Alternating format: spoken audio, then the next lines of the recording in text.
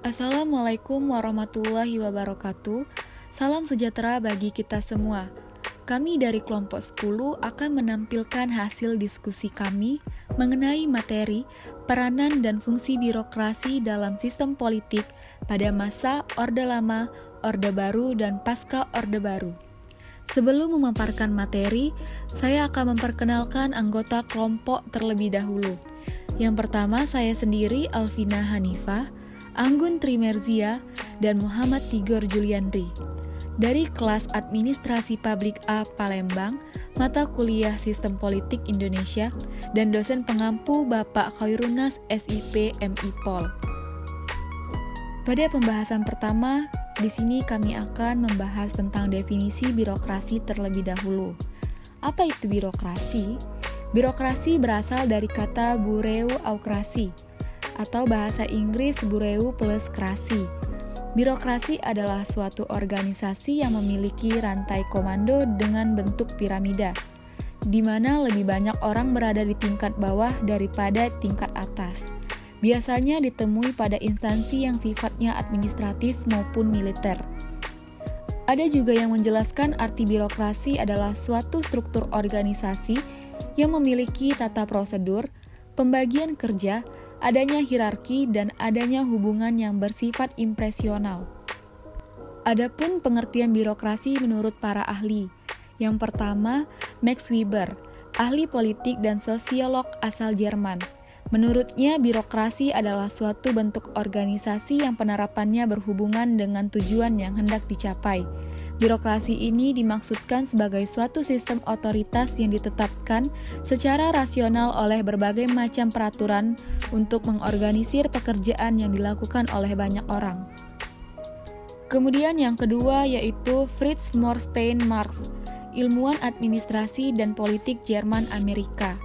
Birokrasi adalah suatu tipe organisasi yang digunakan oleh pemerintah modern untuk melaksanakan tugas-tugasnya yang bersifat spesialis, dilaksanakan dalam sistem administrasi dan khususnya oleh aparatur pemerintah.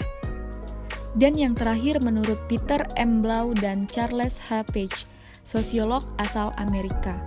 Birokrasi adalah suatu tipe organisasi yang dimaksudkan untuk mencapai tugas-tugas administratif yang besar, yaitu dengan cara mengkoordinir secara sistematik pekerjaan yang dilakukan oleh banyak orang. Selanjutnya mengenai peranan dan fungsi birokrasi sistem politik pada masa Orde Lama. Pada permulaan kemerdekaan yaitu masa Orde Lama, birokrasi pemerintahan berperan sangat penting. Hal ini mengingat kondisi elemen masyarakat lainnya masih belum siap ketimbang birokrasi pemerintahan. Namun, yang menjadi permasalahan adalah bahwa pola-pola tradisional praktik birokrasi masih terus terbawa oleh aparatur birokrasi. Selain itu, dalam masa Orde Lama, birokrasi mengalami politisasi yang luar biasa kuat. Birokrasi pemerintah semata-mata ditempatkan sebagai instrumen politik bagi partai politik yang berkuasa atau yang berpengaruh. Apalagi pada saat itu sistem pemerintahannya adalah sistem parlementer. Sungguh menjadi ladang persaingan dan sistem kerja yang tidak sehat di dalam birokrasi. Birokrasi menjadi tidak profesional dalam menjalankan tugas-tugasnya. Birokrasi tidak pernah dapat menjalankan kebijakan karena seringnya pergantian pejabat. Pengangkatan dan penempatan pegawai untuk menduduki suatu jabatan tidak berdasarkan merit system, tetapi lebih pada pertimbangan loyalitas politik terhadap partainya. Di dalam birokrasi sangat diwarnai oleh konflik internal yang syarat dengan muatan kepentingan politik, saling mencurigai, dan pada akhirnya kinerja birokrasi menjadi terpuruk. Selanjutnya, pada masa Orde Baru. Memasuki masa Orde Baru, banyak harapan bertuju pada birokrasi pemerintahan. Pemerintah Orde Baru benar-benar memanfaatkan besarnya kekuatan birokrasi pemerintahan yang telah meluas sampai ke pelosok desa. Birokrasi pemerintahan menempati posisi strategis dalam memainkannya perannya, baik sebagai regulator, perumusan kebijakan, pelaksanaan kebijakan, sekaligus melakukan evaluasi kebijakan birokrasi, seperti yang diungkapkan oleh Mas Oed 1994 dan Imawan 1997. benar-benar memegang peran sentral kehidupan politik, ekonomi, sosial, dan budaya masyarakat. Hampir semua aspek kehidupan masyarakat tidak pernah terlepas dari intervensi pelayanan dan kebijakan birokrasi pemerintahan. Birokrasi lebih menonjol perannya atau fungsinya sebagai regulatif ketimbang perannya dalam memberi pelayanan kepada masyarakat. Besarnya peranan birokrasi dalam aspek kehidupan masyarakat berakibat pada jauhnya birokrasi dari upaya kontrol masyarakat, sehingga patologi birokrasi seperti KKN menjadi sulit terdeteksi dan marak terjadi. Realitas birokrasi pada masa Orde Baru juga ditunjukkan oleh panjangnya rantai birokrasi yang terus ditumbuh oleh masyarakat. Ketika harus berhubungan dengan birokrasi pemerintahan atau birokratisasi. Misalnya, ketika mendirikan bangunan, masyarakat harus mengisi formulir permohonan melalui RT, RW, Kadus, Kades, camat setempat. Sebelum selanjutnya diproses di kantor cipta karya atau tata kota di tingkat kabupaten ataupun kota. Nah, di samping itu, dominannya kultur kekuasaan politik juga melekat pada birokrasi Orde Baru melalui di pemerintah pusat maupun pemerintah daerah. Dampaknya adalah bahwa sosok birokrasi pemerintah lebih berorientasi sebagai abdi negara daripada sebagai abdi masyarakat. Nah, itulah sebabnya kultur pelayanan yang merupakan misi utama birokrasi terabaikan. Selanjutnya, peranan dan fungsi birokrasi sistem politik pada masa pasca Orba. Peran birokrasi dalam penyelenggara negara tidak lepas dari pembahasan mengenai teori negara itu sendiri. Hal itu karena birokrasi merupakan mesin utama penyelenggara negara yang tugas dan perannya adalah untuk memberikan pelayanan kepada masyarakat.